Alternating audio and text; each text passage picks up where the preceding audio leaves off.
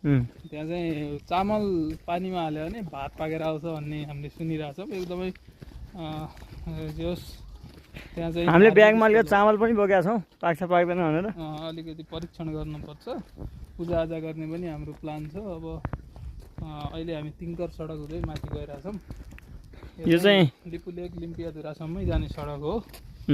प्रधान सेनापति यो अगाडि एउटा हिमाल देखिरहेको छ, यो कुन हिमाल हो? यो पारीको चाहिँ मलाई ठ्याक्कै जानकारी भएन। यतापट्टि यो भारतमा पर्ने हो। पञ्चाचुली पनि हुनसक्छ यो, सायद पञ्चाचुली हुनसक्छ यो भन्ने। यहाँ चाहिँ गाडीमा गएर एकदम सर्टकटमै जान सकिन्छ अरे भन्ने मैले सुनेको थिएँ हो।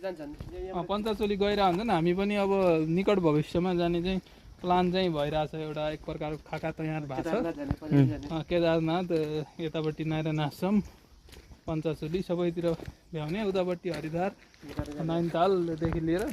यो सडक चाहिँ आर्मीले बनाइरहेको छ होइन अहिले? आर्मीको नियन्त्रण, आर्मीको निरीक्षण अनुगमनमा बनिरहेको रहेछ। तर ठ्याक्कै आर्मीले नै काम गर्ने, आर्मीले नै खन्ने भन्ने चाहिँ होइन रहेछ भन्ने चाहिँ आज हामीले स्थलगत निरीक्षणमा थाहा पाएको विषय हो। तिमीलाई लागेको चाहिँ के थियो?